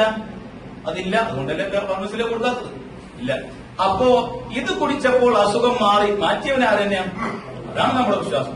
ഇത് കുടിച്ചപ്പോഴും അസുഖം മാറി. അവിടെയും മാറ്റിയവൻ ആര് തന്നെയാണ്? അല്ലാഹു സുബ്ഹാനഹു വ തആല തന്നെയാണ്. അതുകൊണ്ട് കാരണങ്ങൾ അവലംബിച്ചാൽ ചിലപ്പോൾ അടോട് കുടിച്ചാലും എന്ത് ചെയ്യില്ല? പരിമാറുന്നില്ല. കാരണങ്ങൾ അവലംബിക്കുമ്പോ കാര്യങ്ങളെ നേടാം. അള്ളാഹു നിശ്ചയിച്ചിട്ടുണ്ടെങ്കിൽ കാരണങ്ങൾ അവലംബിച്ചാലും കാര്യങ്ങളെ നേടാതിരിക്കാം. എന്തുകൊണ്ട്? അള്ളാഹു നിശ്ചയിച്ചിട്ടില്ല. അതേ അലാലഹുൽ ഖൽഖു വൽ അംറു, എല്ലാത്തിനെയും ഇവിടെ സൃഷ്ടിക്കുന്നവനും എല്ലാം ഇവിടെ കൈകാര്യം ചെയ്യുന്നവനും അള്ളാഹുവാണെന്ന് അംഗീകരിച്ചു കൊള്ളണം. കാരണങ്ങളല്ല, ഭൗതിക കാരണങ്ങളാണെങ്കിൽ ആ കാരണങ്ങളെ കൊണ്ടാണ് കാര്യമുണ്ടാകുന്നത് എന്ന് വിശ്വസിക്കുന്നത് അലാലഹുൽ ഖൽഖു വൽ അംറു എന്ന വിശ്വാസത്തിൽ തകരാറാണ്. അങ്ങനെ പറയുന്നതാണ് ശിർക്കിലേക്ക് കൊണ്ടെത്തിക്കുക. ഗൗരവമുള്ള വിഷയമാണ്. ഭൗതികം അഭൗതികമെന്ന് വേർതിരിച്ചുകൊണ്ട് ഭൗതിക കാരണങ്ങളിലൂടെ കാര്യം നേടാമെന്ന് പറയുന്നവർ, ആ കാരണങ്ങളാണ് കാര്യത്തെ നേടിത്തരുന്നത് അന്ന് വിശ്വസിക്കുന്നുവെങ്കിൽ അലാലഹുൽ ഖൽഖു വൽ അംറു എന്ന് പറയുന്നിടത്ത് തകരാറുണ്ട്. അതല്ല, കാരണങ്ങൾ അവലംബിക്കുമ്പോഴും കാര്യം നേടിത്തരുന്നവൻ അല്ലാഹുവാണെന്ന് അംഗീകരിക്കുന്നുണ്ടോ എങ്കിൽ അതാണ് മാനദണ്ഡം. മാനദണ്ഡം അതാണ്. കാരണങ്ങളോ അത്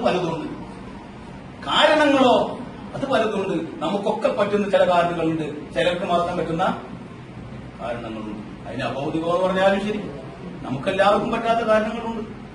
അല്ലെ?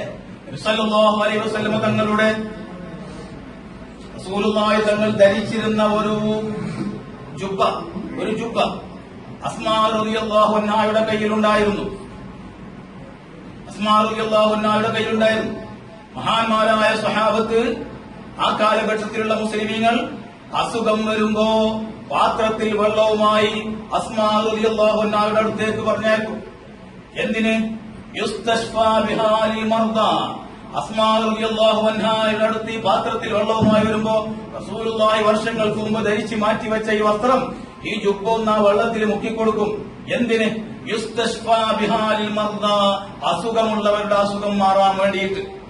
അവർ അസുഖം മാറാൻ സ്വീകരിച്ചിരുന്ന ഒരു മാർഗമാണ് റസൂലുള്ളാഹി തങ്ങൾ ധരിച്ചിരുന്ന ഒരു ജുബ്ബ. അത് ഇമാം ബുഖാരി റിപ്പോർട്ട് ചെയ്തതാണ്, എന്നല്ലാതെ ബോംബെന്ന് വന്നതൊന്നുമല്ല കേട്ടോ. ഞങ്ങനെ ആരും വിചാരിക്കണ്ട. ഇത് ഇമാം ബുഖാരി റിപ്പോർട്ട് ചെയ്ത സ്ഥിരപ്പെട്ട ജുബ്ബയാണത്. അതുകൊണ്ട് ഇത് വഴി അസുഖം മാറുമെന്ന് സഹാബത്ത് വിശ്വസിക്കുന്നു. മുസ്ലിമീങ്ങൾ അതനുസരിച്ച് പ്രവർത്തിക്കുകയും ചെയ്യുന്നു. ഇതിനെ ഭൗതിക മാർഗോന്ന അഭൗതിക മാർഗോന്ന പേര് എന്താ പേര്? അഭൗതികമാണ് അല്ലെ? അഭൗതിക മാർഗത്തിലൂടെ കാര്യം നേടാൻ പറ്റുന്ന കാരണങ്ങൾ സ്വീകരിക്കൽ സഹാബത്ത് പഠിപ്പിച്ചെന്നതാ. അതാ തൗഹീദ്. ഇങ്ങനത്തെ ഒരു മിസല് വരുമ്പോ ചെറിയൊരു മിസാല് മാത്രം ഇങ്ങനെ എത്ര റസൂലുള്ളാഹി തങ്ങളെ കൊണ്ടും മഹാന്മാരായ സഹാബത്തിനെ കൊണ്ടും ശേഷം വന്ന മഹാത്മാക്കളെ കൊണ്ടും അവർക്ക് കഴിയുന്ന ചില കാരണങ്ങളുണ്ട്. അതെല്ലാവർക്കും കഴിയൂല. അതുകൊണ്ട് എല്ലാവരും മഹാന്മാരായത്. എല്ലാവർക്കും കഴിയുന്ന ചില കാരണങ്ങളെ കൊണ്ടാണ് ഒരു കുടിക്കൽ പോലുള്ള പരിപാടികളൊക്കെ ഉണ്ട്. എന്നാൽ എല്ലാവർക്കും കഴിയാത്ത ചില കാരണങ്ങളും ഉണ്ട്. വിഷയം എന്താണ്? അള്ളാഹ് അനുവദിച്ചു കൊടുക്കുക. എന്നാ ഭൗതിക കാരണങ്ങൾ എന്ന് പറയുന്നത് തന്നെ നമുക്കെല്ലാവർക്കും കഴിയുന്നത് കഴിയാത്ത ആൾക്കാരില്ലേ? അല്ലെ? സാധാരണ നമുക്കൊക്കെ കഴിയുന്ന കാരണങ്ങൾ ചെയ്യാൻ കഴിയാത്ത ആളുകളില്ലേ? നമുക്കിടയിലില്ലേ? ഉണ്ട്. ഭൗതികമാവാ അഭൗതികമാവാ എന്നുള്ളതല്ല. അയാൾക്ക് അള്ളാഹ് അത് കൊടുത്തിട്ടില്ല. നമുക്കൊക്കെ തന്ന ഭൗതികവും ആർക്ക് കൊടുത്തിട്ടില്ല? ഈ സാധുവിന് കൊടുത്തിട്ടില്ല. അള്ളാഹ് അനുവദിച്ചു കൊടുത്തില്ല. എന്നാൽ നമുക്കൊന്നും ഇല്ലാത്ത ചില കാരണങ്ങൾ, അഭൗതികം എന്ന് പേര് പറയപ്പെടുന്ന കാര്യങ്ങൾ അള്ളാഹ് ചിലർക്ക് കൊടുത്തിട്ടുണ്ട്. അവിടെ എന്താ വിഷയം? അള്ളാഹ് കൊടുക്കുക എന്നുള്ളതാണ്. അതന്നെ അള്ളാഹ് അനുവദിച്ചെങ്കിലുണ്ട്, അള്ളാഹ് അനുവദിച്ചില്ലെങ്കിലില്ല. അത് ഭൗതികമായാലും ശരി അഭൗതികമായാലും ശരി. അള്ളാഹ് ഉദ്ദേശിക്കുന്നവർക്ക് അവൻ ഉദ്ദേശിക്കുന്ന പോലെ കൊടുക്കും. അതിനാരുണ്ടാക്കണ്ട, കണക്ക് പറയാൻ പോകണ്ട. അതാണ്. എന്നല്ലാതെ ഈ ഭൗതിക അഭൗതികാവാന്നുള്ളതാണ് തൗഹീദിന്റെ മാനദണ്ഡം. ദുനിയാവിൽ ഒരു മനുഷ്യനും പറഞ്ഞിട്ടില്ല. അതുകൊണ്ട് തന്നെ ഒരു കാര്യം പറഞ്ഞു നിർത്താം. ഒരു കാര്യം വളരെ കൃത്യമാണ്. ഇയ്യാക നഅ്ബുദു വ ഇയ്യാക നസ്തഈൻ. ഇത് ശരിക്കും ഓർമ്മിക്കണം. ഇയ്യാക നഅ്ബുദു വ ഇയ്യാക നസ്തഈൻ എന്ന് പറയുന്നത് അല്ലാഹുവിന്റെ കലാമാണ്. ഇത് അല്ലാഹുവിന്റെ കലാമാണ്. ഇതിനെ വ്യാഖ്യാനം കൊടുക്കുകയാണ്, ഇതിനെ വ്യാഖ്യാനിക്കുകയാണ്. ഇത് ശരിക്കും ഓർമ്മ വെക്കണം. ഇയ്യാക നഅ്ബുദു വ ഇയ്യാക നസ്തഈൻ എന്ന് പറയുന്നത് അല്ലാഹുവിന്റെ കലാമാണ്. ഇതിന് വ്യാഖ്യാനം കൊടുക്കുകയാണെന്ന് നിന്നോട് മാത്രം ഞങ്ങൾ സഹായം ചോദിക്കുന്നു എന്ന് പറയുന്നതിന് എന്താ അർത്ഥം? തഫ്സീർ എന്താണ്? അഭൗതിക കാര്യങ്ങളിൽ എന്നോട് മാത്രം സഹായം ചോദിക്കുന്നു എന്നാണ് ആയത്തിന്റെ അർത്ഥം. ഒരൊറ്റ കാര്യം മാത്രം ചോദിച്ചാൽ മതി. എല്ലാവരുടെയും ഓർമ്മയിൽ ഉണ്ടായിക്കൊള്ളട്ടെ. ഒരൊറ്റ കാര്യം മാത്രം ചോദിക്കാം. ഇയ്യാക നസ്തഈൻ എന്ന് പറയുന്ന ഈ ആയത്ത് ഇന്നലെ ഇങ്ങോട്ട് അവതരിച്ചതല്ല. നൂറ്റാണ്ടുകളായി മുസ്ലിമീങ്ങൾ കൈമാറിപ്പോന്നതാണ്. ഇതിനെ വിശ്വസിക്കുകയും ഇതനുസരിച്ച് പ്രവർത്തിക്കുകയും ഇതിനെ വ്യാഖ്യാനിക്കുകയും ചെയ്തതാണ്. ലോകത്ത് ഒരൊറ്റ മനുഷ്യനെങ്കിലും, മുസ്ലിം ലോകം അംഗീകരിച്ചു വരുന്ന ഒരൊറ്റ മനുഷ്യനെങ്കിലും ഇയ്യാക നസ്തഈൻ എന്ന് പറയുന്ന ആയത്തിന് അഭൗതിക മാർഗത്തിലൂടെയുള്ള സഹായം നിന്നോട് മാത്രം ചോദിക്കുന്നു എന്നാണ് ഈ ആയത്തിന് തഫ്സീർ കൊടുത്ത ആധികാരികതയുള്ള ഒരൊറ്റ രേഖ ഏതെങ്കിലും ഒരുത്തന് ഭൂമിന്റെ മുകളിൽ വഹാബി ജനിച്ച് ജീവിക്കുന്നുണ്ടെങ്കിൽ കൊണ്ടുവരാൻ കഴിയുമോ? ഒരൊറ്റ ചോദ്യം മാത്രം മതി. ഒരൊറ്റ രേഖ ഹാജരാക്കാൻ കഴിയുമോ? കൃത്യമായി പറയണം. വളഞ്ഞി തിരിഞ്ഞ് തടിയെടുക്കാൻ അനുവദിക്കരുത്. ഈ പറഞ്ഞെടുത്ത് കൃത്യമായി നിൽക്കണം. ഇയ്യാക നസ്തഈൻ എന്ന് പറയുന്ന ആയത്ത് ഇന്നലെ അവതരിച്ചതല്ല. ഇതിന് നൂറ്റാണ്ടുകളുടെ പഴക്കമുണ്ട്. ഇതിനെ മുസ്ലിമീങ്ങൾ കാലം ഇത്രയും വ്യാഖ്യാനിച്ചു, അംഗീകരിച്ചു, വിശ്വസിച്ചു, പ്രവർത്തിച്ചു വന്നിട്ടുണ്ട്. അതുകൊണ്ട് തന്നെ അഭൗതിക മാർഗത്തിലൂടെയുള്ള സഹായത്തേട്ടം നിന്നോട് മാത്രമേ ഞങ്ങൾ നടത്തുകയുള്ളൂ എന്നാണ് ഇയ്യാക നസ്തഈൻ എന്ന് പറഞ്ഞ ആയത്തിന്റെ അർത്ഥമെന്ന് പറയുന്നവനോട് പറയാനുള്ളത്. ഒരൊറ്റ രേഖ ദുനിയാവിൽ നിന്ന് ഹാജരാക്കാൻ കഴിയോ? ഖിയാമത്ത് നാൾ വരെ കഴിയില്ല. അള്ളാഹുവിന്റെ ആയത്തുകൊണ്ട് ഖുർആൻ കൊണ്ട് കളിക്കുകയാണ്. ഇഷ്ടാനുസരണം ഖുർആനിനെ വ്യാഖ്യാനിക്കുകയാണ്. ഇവരൊരു മാനദണ്ഡം ആദ്യം തീരുമാനിച്ചു വെച്ചു. തങ്ങളുടെ തീരുമാനത്തിനനുസരിച്ച് ഖുർആനിനെ ഇങ്ങോട്ട് ഒട്ടിച്ചു കൊടുക്കുകയാണ്. ഇഷ്ടം പോലെ ഖുർആനിനെ വ്യാഖ്യാനിക്കുന്നവൻ നരകത്തിലേക്ക് വഴി തയ്യാർ ചെയ്യുന്നു. അല്ലെ? അള്ളാഹു പറഞ്ഞതനുസരിച്ചാണ് മാനദണ്ഡം ഉണ്ടാക്കേണ്ടത്. അള്ളാഹു പറഞ്ഞതനുസരിച്ചാണ് നിലപാടെടുക്കേണ്ടത്. നിലപാട് ആദ്യം എടുത്തു വെച്ചു ഭൗതികം അഭൗതികമെന്ന്. അതിനനുസരിച്ച് എന്ത് ചെയ്യുന്നു? അള്ളാഹുവിന്റെ കലാമിനെ വ്യാഖ്യാനിക്കുന്നു. ഇത് ഖുർആൻ കൊണ്ട് അമ്മാനമാടലാണ്, അനുവദിച്ചുകൂടാ. ഖിയാമത്ത് നാൾ വരെ കഴിയില്ല. അത് ഉറച്ചവിടെ നോളി. പലതും പറഞ്ഞു. അപ്പൊ എന്താ പറയാന്ന് വെച്ചിട്ടുണ്ടോ? ഒരു ഉദാഹരണം ഞാൻ പറഞ്ഞുതരാം. അത് നബിനോട് അഭൗതിക മാർഗത്തിലുള്ള സഹായം, ഭൗതിക മാർഗത്തിലുള്ള സഹായമൊക്കെ നബിനോട് സഹാബത്ത് ചോദിച്ചിരുന്നു. നബിനോട് സഹാബത്ത് എന്ത് ചെയ്തിരുന്നു? ഭൗതിക മാർഗത്തിലുള്ള സഹായമൊക്കെ ചോദിച്ചിരുന്നു. അപ്പൊ ഇയ്യാക നസ്തഈൻ എന്ന് പറഞ്ഞതിന് ഏതെതിരല്ല എന്ന് വന്നു? ഭൗതിക മാർഗത്തിലൂടെ സഹായം ചോദിക്കല് എതിരില്ല എന്ന് വന്നില്ലേ? അപ്പൊ പിന്നെ ഇയ്യാക നസ്തഈൻ എന്ന് പറഞ്ഞ ഏതാണെന്ന് വരും? അപ്പൊ നിങ്ങളെന്താ പറയാ?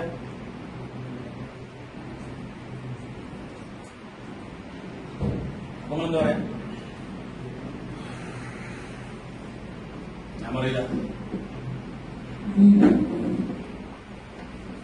എന്താ പറയാ? അത് ശരിയില്ലേ? ഭൗതിക മാർഗത്തിലൂടെയുള്ള സഹായമൊക്കെ നബിനോട് സഹാബത്തൊക്കെ ചോദിച്ചിരുന്നു. അഭൗതിക മാർഗത്തിലുള്ള സഹായം എന്താക്കിയിട്ടില്ല, ചോദിച്ചിട്ടുമില്ല. അപ്പൊ ഇയ്യാക നസ്തഈൻ എന്ന് പറഞ്ഞാൽ എന്തല്ലാന്ന് വന്നു? ഭൗതിക മാർഗത്തിലുള്ള സഹായം ചോദിക്കൽ ഇയ്യാക നസ്തഈനെതിരല്ല, അഭൗതിക മാർഗത്തിലുള്ള സഹായം ചോദിക്കലാണ് എതിരെന്ന് തോന്നുന്നത്. അല്ലേ? അപ്പൊ എന്താ പറയാ?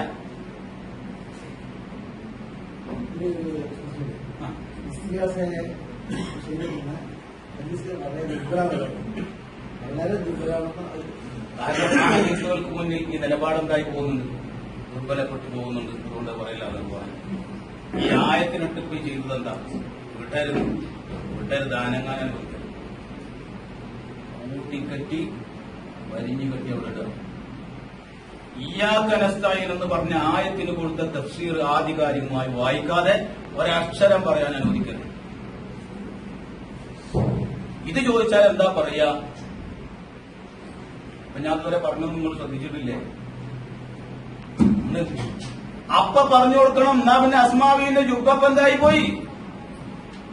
അസ്മാബീന്റെ ജുബ്ബ അഭൗതിക ഭൗതിക എന്ന് പറയാം. അസ്മാബീന്റെ ജുബ്ബ അപ്പോഴും വരുമല്ലോ, അല്ലെ? അഭൗതിക മാർഗത്തിലൂടെയുള്ള സഹായങ്ങളൊന്നും ആരും അല്ലാഹു അല്ലാത്തവരോട് ചോദിച്ചിട്ടില്ല. ആരും പറഞ്ഞു? ഇങ്ങനത്തെ നൂറ് കണക്കിന് ഉദാഹരണങ്ങളില്ലേ റസൂലുള്ളാഹി തങ്ങളുടെ മുഅ്ജിസത്തുകളിലും സഹാബത്തിന്റെ കറാമത്തുകളിലും? ഇതിനൊക്കെ ഭൗതികമെന്നാ പറയല്? ഇതിനൊക്കെ ഭൗതികമെന്നാ പറയല്? നബി സല്ലല്ലാഹു അലൈഹി വസല്ലം തങ്ങളുടെ വയർപ്പ് വടിച്ചെടുത്തുകൊണ്ട് അത് കുപ്പിയിലാക്കിച്ച് അതുകൊണ്ടെന്താ കുട്ടികൾക്ക് അസുഖം വരുമ്പോൾ ചികിത്സിക്കാനെങ്കിൽ അതുകൊണ്ട് ഏത് കിട്ടും? തീപാണ് കുട്ടികൾക്ക് ബർക്കത്ത് കിട്ടും. ഇതിന് ഭൗതികമെന്നാ പറയല്? നബി സല്ലല്ലാഹു അലൈഹി വസല്ലം തങ്ങൾ സുബ്ഹി നമസ്കരിച്ച് പള്ളിയിലിരുന്നാൽ വീട്ടുവേലക്കാര്, സഹാബത്തിന്റെ വീട്ടിലുള്ള വേലക്കാര് പാത്രത്തിൽ വെള്ളമായിട്ട് വരും. എന്തിന്? റസൂലുള്ളാഹി തങ്ങളുടെ കയ്യുന്നതിൽ മുക്കിക്കൊടുക്കാൻ. വളരെ തണുപ്പുള്ള ദിവസങ്ങളിൽ പോലും റസൂലുള്ള കയ്യിൽ മുക്കിക്കൊടുക്കും. എന്തിനാ? യൽതമിസൂന ബറക്കത യദി റസൂലില്ലാഹി സ്വല്ലല്ലാഹു അലൈഹി വസല്ലം. റസൂലുള്ളാഹി തങ്ങളുടെ കയ്യിലിരുന്നിട്ടാൽ ആ വെള്ളത്തിന് ബർക്കത്ത് കിട്ടും, അതുകൊണ്ട് ഗുണം കിട്ടും. റസൂലുള്ളാഹി തങ്ങളുടെ കൈ തട്ടിയാൽ ആ വെള്ളം കൊണ്ട് ഏത് കിട്ടും? ഗുണം കിട്ടും. അഭൗതികമാണോ ഭൗതികമാണോ പറയണം. ഇങ്ങനെ എത്ര അഭൗതികങ്ങൾ. മുഅ്ജിസത്ത് എന്ന് പറഞ്ഞാൽ തന്നെ ഭൗതികത്തെ വേദിക്കലല്ലേ? മുഅ്ജിസത്ത് കറാമത്ത് എന്ന് പറഞ്ഞാൽ തന്നെ എന്താ? ഭൗതികമായ മാനദണ്ഡങ്ങളെയും വഴിമാർഗങ്ങളെയും ഭേദിക്കലാണല്ലോ മുഅ്ജിസത്ത് കറാമത്ത്. ഇങ്ങനെ എത്ര സംഭവിച്ചു, എത്ര മാർഗത്തിലൂടെ ഗുണങ്ങൾ ഉണ്ടായി. ആര് പറഞ്ഞു അഭൗതിക മാർഗത്തിലൂടെ ഗുണം പ്രതീക്ഷിക്കുകയോ ചോദിക്കുകയോ ചെയ്തിട്ടില്ല? യൽതമിസൂന, അവർ തേടുന്നു. എന്തിനെ തേടുന്നു? ബർക്കത്തിയതി റസൂലില്ല, റസൂലുള്ളാഹി തങ്ങളുടെ കയ്യിന്റെ ബർക്കത്ത്, ഗുണം കിട്ടാനാ വരുന്നത്. ഈ ഗുണം ഭൗതികമാണോ ഭൗതികമാണോ? അതുകൊണ്ട് നബി സല്ലല്ലാഹു അലൈഹി വസല്ലമ തങ്ങളോടോ സഹാബത്തിനോടോ അഭൗതിക മാർഗത്തിലൂടെ ഗുണം പ്രതീക്ഷിച്ചിട്ടില്ല എന്ന് പറയുന്നത് പമ്പര പണ്ഡിതവും ഇവരെ കേടുവാ. അതെന്നെ തെറ്റാണ്. ഇനി അതാണ് സമ്മതിക്കുക. ആയിക്കോട്ടെ, അപ്പൊ എന്തായി തീരുമാനം? എന്തായി? ഭൗതിക മാർഗത്തിലൂടെ അവരൊക്കെ സഹായം ചോദിച്ചിട്ടുള്ളൂ, സഹാബത്തിനൊക്കെ അങ്ങനെ വന്നിട്ടുള്ളൂ, അഭൗതിക മാർഗത്തിലൂടെ ചോദിച്ചേ വന്നിട്ടില്ല. എന്നാൽ ഇത് അടിസ്ഥാനമാക്കിക്കൊണ്ട് കാലം ഇത്രയും മുസ്ലിമീങ്ങളിൽ ആരെങ്കിലും ഈ ആയത്തിന് അങ്ങനെ തഫ്സീർ ചെയ്ത ഒരു രേഖയുണ്ടോ? വീണ്ടും അത് ചോദിക്കണം.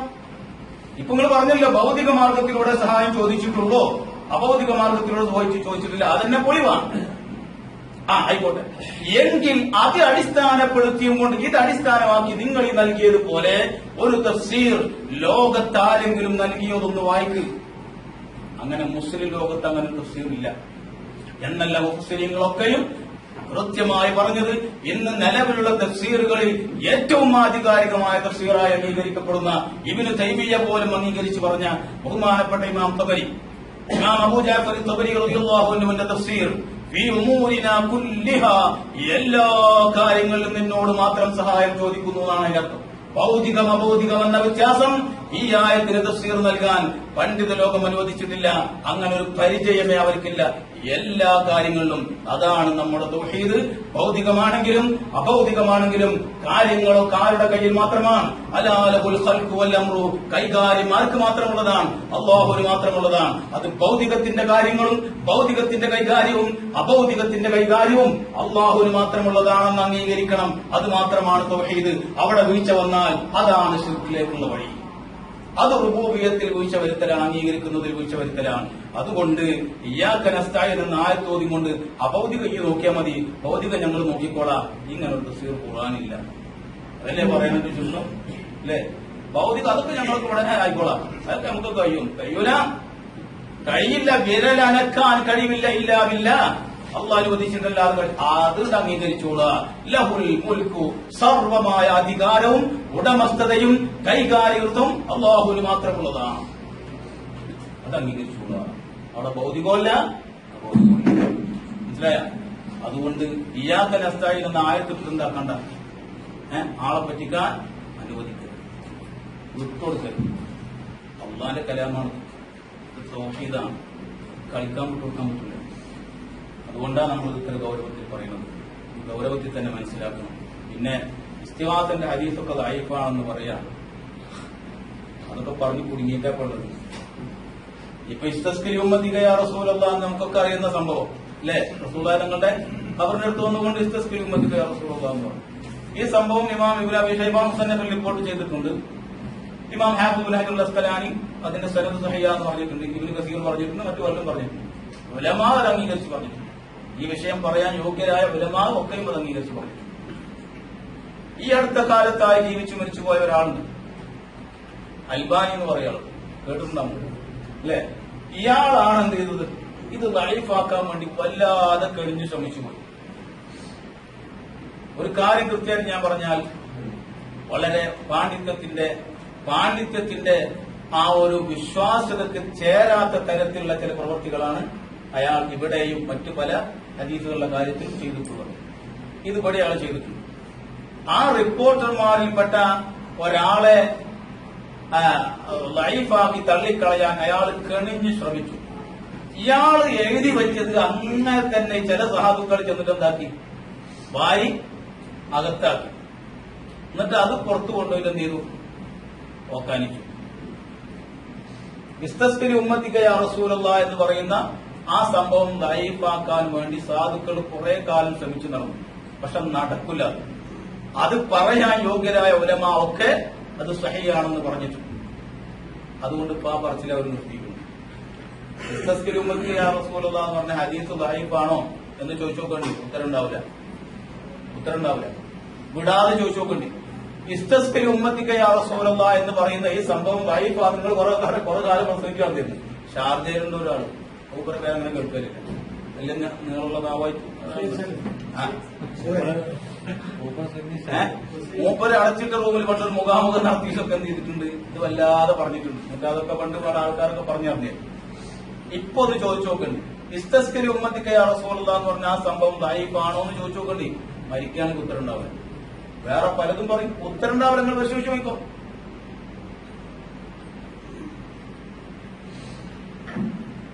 കാരണം ദഈഫാണെന്ന് പറഞ്ഞാൽ ദഈഫാന്ന് പറഞ്ഞാൽ വായിക്കേണ്ടി വരും. ഈ അൽബാനി പറഞ്ഞുണ്ടാക്കിയതല്ല, ദുനിയാവിൽ ഒരു മനുഷ്യൻ ദഈഫാന്ന് പറഞ്ഞിട്ടില്ല. ഉലമാ ഒക്കെയും പറഞ്ഞ എന്താണ്, വളരെ കൃത്യമായി സഹിയാണെന്നാ പറഞ്ഞിട്ടുള്ളത്. എനിക്കതറിയും, പറയാൻ യോഗ്യരാണ് പറഞ്ഞിട്ടുള്ളത്. അപ്പൊ അതൊക്കെ വെറുതെ പറയാം, തൽക്കാലം അതൊക്കെ പറഞ്ഞ് പിടിച്ചു നിൽക്കാൻ വേണ്ടി അള്ളാഹുവിന്റെ കലാം കൊണ്ട് കഴിക്കലാണ്. തൗഹീദ് എന്താണെന്ന് ഈ കൗമിന് തിരിഞ്ഞിട്ടേ ഇല്ല. ഇവർ ഈ പറയുന്ന മാനദണ്ഡം ദുനിയാവിൽ ഒരാൾ പറഞ്ഞിട്ടില്ല, പറയൂല. അത് തൗഹീദിന് മാനദണ്ഡമല്ല. അത് ശരിക്കും അതിന്റെ യഥാർത്ഥ രൂപത്തിൽ അംഗീകരിച്ചാലാണോ അവരാ പറയുന്നത് എങ്കിൽ അവരുടെ തൗഹീദിൽ തകരാറുണ്ട്. അത് തിരുത്താൻ അവർ ബാധ്യസ്ഥരാണ്. അല്ലാഹു സുബ്ഹാനഹു വ തആല ഹഖിനെ മനസ്സിലാക്കുവാനും അത് ഉൾക്കൊള്ളുവാനും അത് ജനങ്ങളിലേക്ക് പകർന്നു കൊടുക്കുവാനും നമുക്ക് എല്ലാവർക്കും തൗഫീഖ് നൽകുമാറാവട്ടെ. അൽഹംദുലില്ലാഹി റബ്ബിൽ ആലമീൻ. അസ്സലാമു അലൈക്കും വറഹ്മത്തുള്ളാഹി വബറകാതുഹു.